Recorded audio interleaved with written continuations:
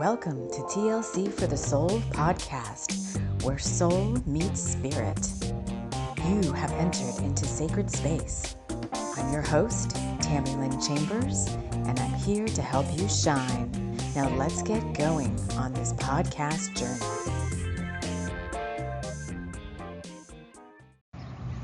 Hello, friends. Hello, and welcome to another episode of the podcast. I thank you for joining me here. If you are new, welcome. Welcome to our family.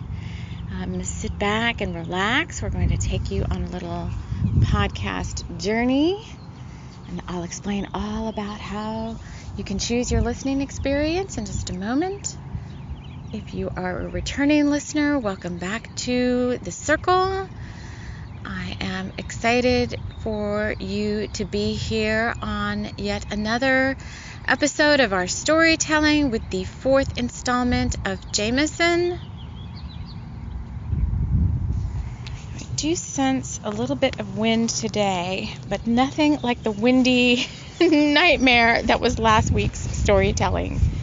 There were a couple of parts there in the podcast where I was like, oh crap, you can't hear a darn thing I'm saying. But luckily, thanks to listener donations, I have been able to upgrade my podcasting equipment. So I'm very excited. I think it's tomorrow, hopefully, all my stuff will be here and we'll have a better microphone and just a better setup for me, something a little bit more comfortable and something a little bit easier for me to work with. So I'm really excited for that. And we'll all just benefit from having that better listening experience, especially if you listen with headphones. I know sometimes it can be challenging, especially if there's a lot of background sounds. So we do want the nature background sounds. I'm outside again today. And it's just kind of a gray, cloudy day. So let me just encircle us. So get comfortable.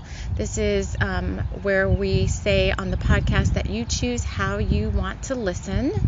If you're new here, you may just want to settle in and listen to the story. And some people may just want to hear this as a story, as it's being told.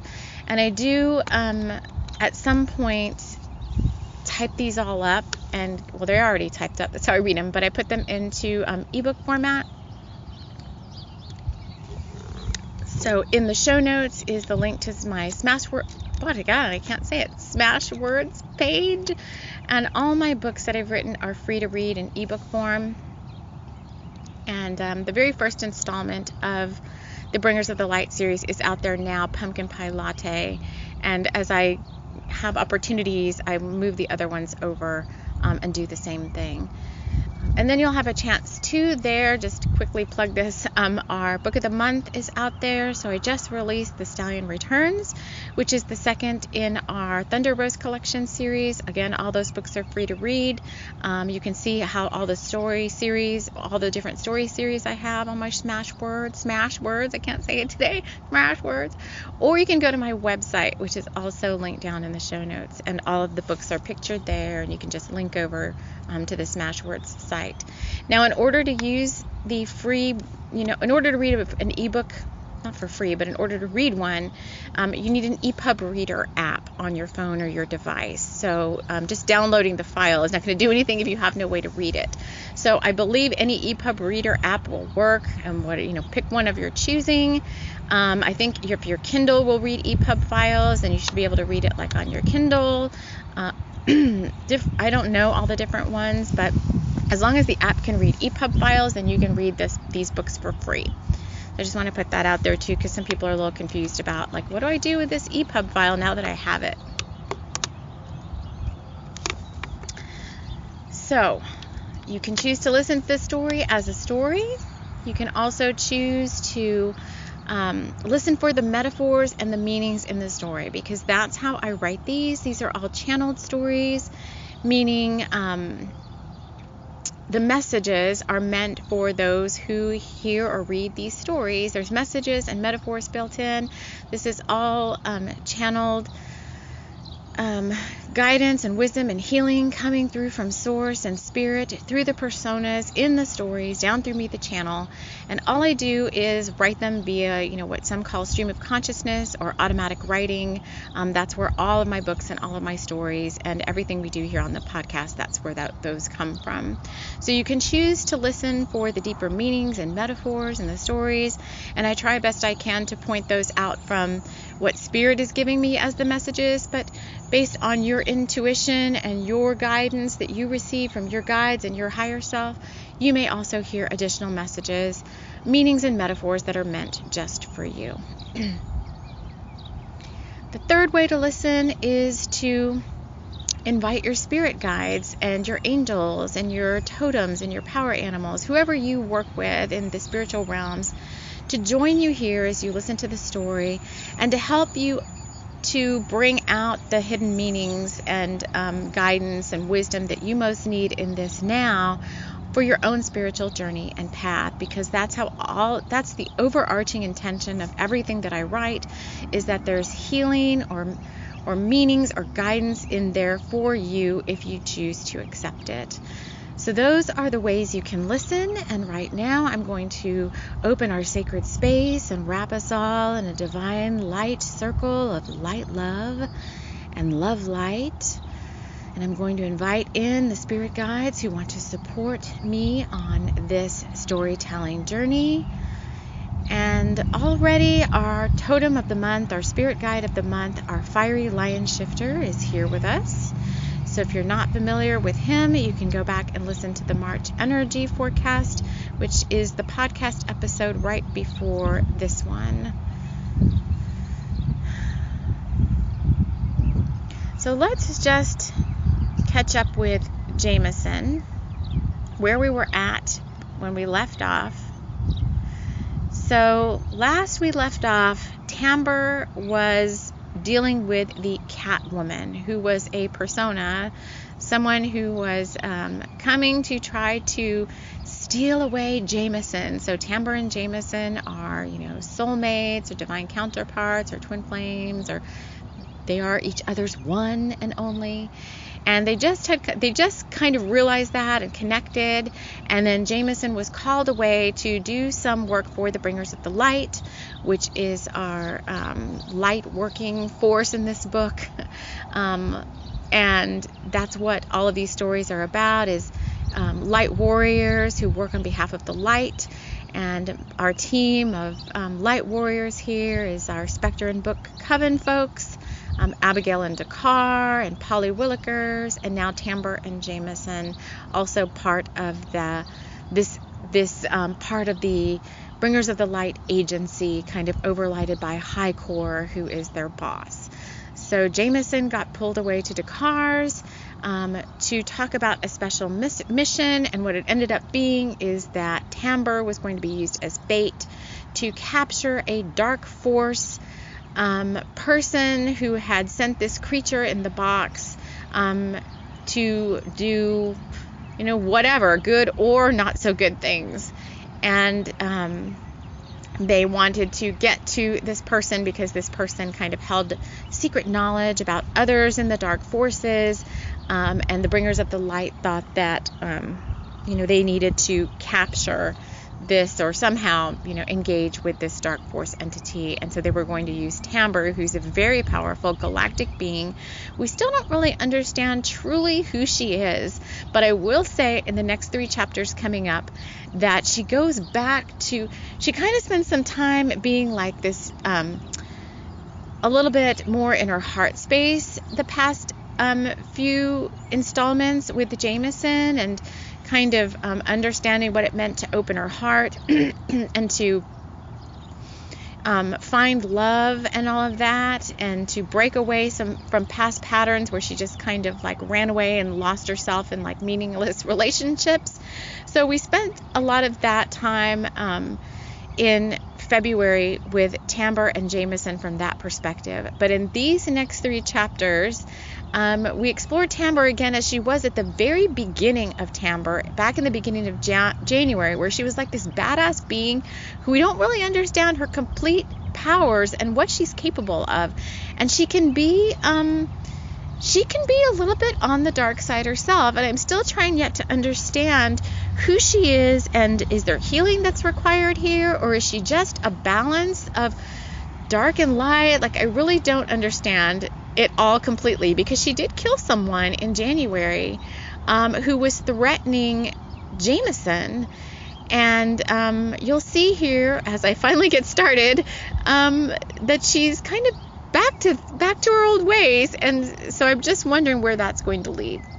So without further ado, we're going to get back into Jamison, installment number 4, with chapter 9, The Box.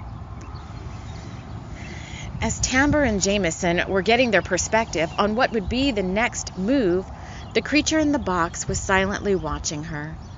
Tamber flew higher and faster now. She wanted the feeling of the higher light in her wings. She wanted the aurora borealis, and she wanted to be alone. She felt eyes on her. The creature, Boris, was now hiding behind a cloud bank. He had trailed her this far, and now it was time to capture her. His master was waiting. The crystal ball of the old man kept its sights on the creature. That Boris was the best purchase he had ever made, the evil man in the mountains thought as he watched his cunning pet track the raven. He, of course, knew all about her. Tamber had made a name for herself in the towns below the mountain when she had first touched down on Earth. She had spent days and nights partying and showing off her many powers. She thought Earth people silly creatures who didn't appreciate her magnificence, and after a week of trying to impress them, she decided to move on. But not before word of her talents had spread to the top of the mountains, and old Kaliga had heard all about it. He wanted her in his menagerie. He used magical creatures to do his bidding and to make him very wealthy. When he saw this fine space specimen, who was definitely from deep outside his sphere of influence, he knew he had to have her. Tamber, too busy this time, enjoying herself in the updrafts, didn't see it coming. She sensed, or maybe smelled it, before it actually got to her. Just in time to grab her raven body in its thick talons and put the lock on her. The lock had been made by an old mage whose talent was in smith-crafting magical weapons to thwart any kind of earth creature. He owed old Kaliga a favor, and at the request of the evildoer had been asked to make a lock that could stop a galactic being from shifting into its true form. The lock pulled tight around her neck. All Tamber could do was shift to her wolf self, but it still wasn't enough to grab the creature by the throat. So this is how they wanted to play, she thought to herself, going limp in the creature's talons. Two could play this game. Chapter 10, Widow's Walk. Tamber went limp and let herself be carried. She already knew where she was going. In her mind, she called out to Jamison. When he answered back, it wasn't with a pleasantry, it was with a warning and some sort of admonition that she wasn't used to hearing from him. "Where are you?" he asked, determined to know why she wasn't hanging around the house waiting for him. He had remote-viewed his entire home and she wasn't there. He was concerned, although when he thought about it, this was not really unlike her. She was used to having her own way, on her own terms. "I'm being kidnapped," she mentally answered back without much, if any, emotion. She liked games, and this was going to be a fun one. "Can you move?" Jamison asked, feeling her ire at the situation.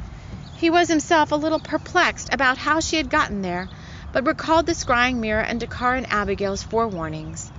At first he didn't believe they, the bringers of the light, might have organized this whole charade just to catch a petty bad guy of the dark forces, but apparently he could lead them to bigger fish. "There's a lock around my neck," she answered back. "I can't shift, but just you wait. I know how to play a player," she grimaced as the creature tightened its grip around her. "And you, my dear," she thought, eyeing herself, cracking the creature's skull in half, "will pay dearly for this." "Love," Jamison said, "this is some sort of setup by the bringers. They didn't want to tell you because they thought you'd decline," he said, a little pissed himself about it. "Well, well," she answered back, "we'll see about that later." "Are you still at Dakar's?" she asked, getting pumped up inside now. She was going to unleash some bad acidness as soon as they touched down. They didn't know about all her powers, she thought to herself. "Yes, we're all here watching in the scrying mirror," Jamison answered back. "Do you want me to relay a message?" "You tell Dakar this was a low-down, dirty trick, and that I'll seek out just payment for that later. He knows what I mean," she said, thinking about how many times Dakar had actually saved her ass. Maybe this was righting the scales of justice between them somehow. But more on karmic bonds later. Tamber could feel herself getting ready to be ready. The creature reached the top of the mountain. As soon as he set her down was her chance, and she would take it. But not before the bringers got their man. Oh, she would see to that, dead or alive. Let's everybody take a deep breath. All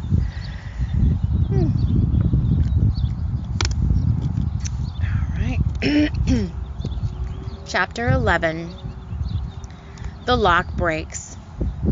The creature set her down, and in one swift movement Tamber made her most powerful sigil, moving her body in the rhythm that the sigil made when she incanted it in her mind. The sigil allowed her to do anything as long as she was touching the earth. Another sweet gift from the bringers, in exchange for her services and dedication to the planet. Well, heck, they were keeping her from leaving it after all. They had better well have paid her with some of the more powerful weapons.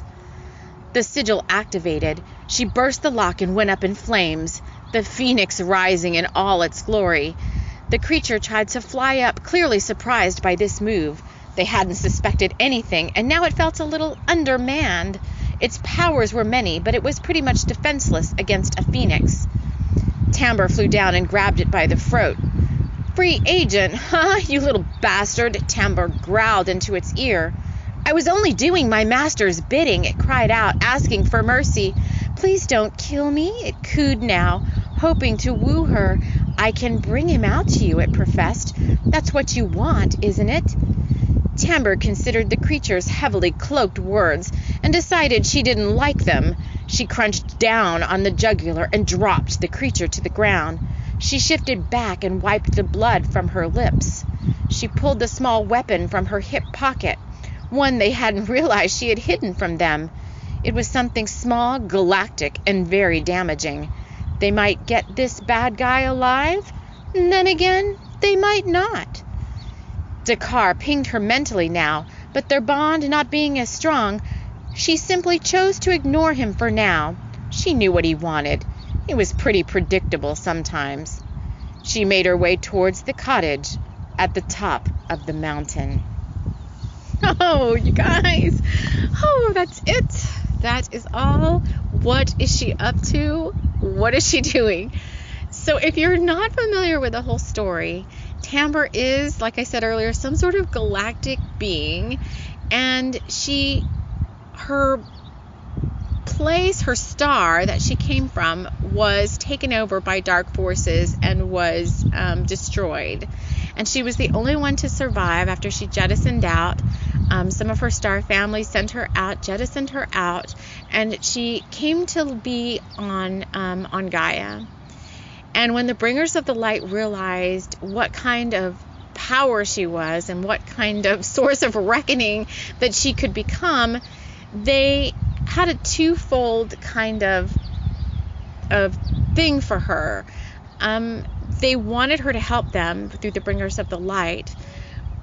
And they also thought, they didn't really tell her this, but they also knew that she could be such a dark, destroying force if she wanted herself to be, that they kind of wanted to protect other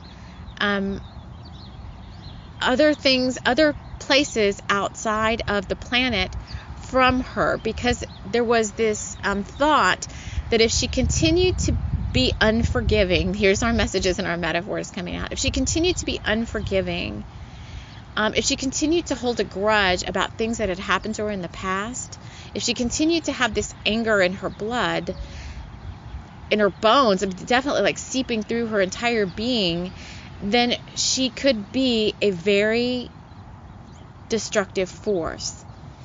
And so the bringers saw the potential in Tamber. And so they made her a deal that if she were to stay on Earth and work for them, that they would pretty much give her whatever she needed. But there's underlying things to what she was going to get. So she chose to stay because she didn't have a home planet anymore, a home star. And so she chose to stay and help out. And so they bound her to the Earth, and the agreement was that she would help them in exchange for, whatever she wanted. But in doing so, she was kind of like, bound to stay here on the planet. She wasn't able to leave.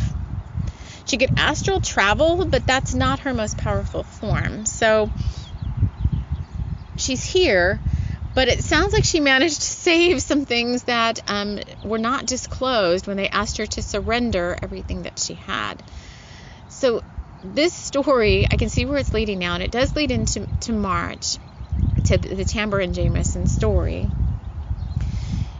is a lot about coming to terms with your own shadow and your own repressed anger and emotions that can, if you decide to be unforgiving and to not release them, can turn into the deepest, darkest forms of unhealingness against your own self. And maybe it's never directed towards anybody else, but I keep always going back to Master Co, because his teachings, when I hear them, are always so timely. Of course, isn't that what's meant to happen on this journey? You see what you're meant to see when you're meant to see it or meant to hear it. And he was talking about people who could not forgive and could not let go of resentments and anger. And his message was that, it starts out as anger, resentment, unforgiveness, whatever. And then as it continues to sit in the body, it steps down a bit and it goes into a vindictiveness. And then as it continues to sit and fester in the aura and in the soul, it steps down a bit into like maliciousness and revenge. And then as it continues to fester even more, it can step down even further into what we'll just say are called unspeakable acts. We'll just leave it at that. I got big chills when I said that. And so it's all about releasing anger, releasing unforgiveness, allowing all those things to go to set yourself free, because these things do start to manifest in the physical body as pain, as mental anguish, as anxiety, as many sorts of different types of mental illness, basically.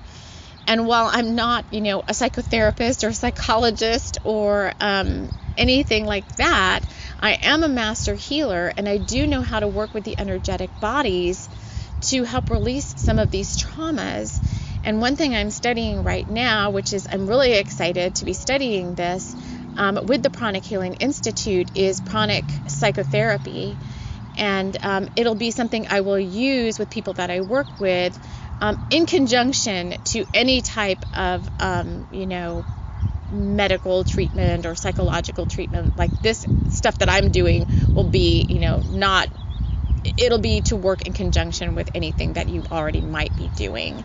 So, I think that's just where this story with Tamber is just talking about, like, somehow, some way, I think this love with Jamison is helping to open her heart a little bit, but it's more than just opening your heart. It's a conscious effort to let things go. And so I'm anxious to see, before she does any more like dastardly deeds, like how that's going to play out for her. How is she going to release this unforgiveness she has about so many things that have happened to her in the past? So I think that's where we will take our Shaman's Drum series this month, is doing some healing work about releasing some of this, if you choose to do that work. Shaman's Drum is we meet around the sacred fire, and I use shamanic healing techniques, whatever you want to call them, and we gather in community circle around the fire to help do healing work for ourselves and for us as a community. So without any more to say on that, I am going to leave you now. I'll look forward to seeing you in Shaman's Drum, and I hope you all have a beautiful, blessed rest of your day. Take care, and we will see you again in the next episode.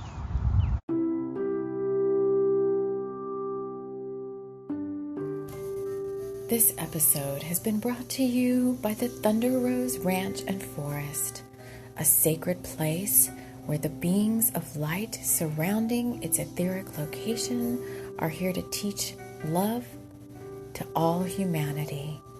We want to thank you so much for joining us. Take care.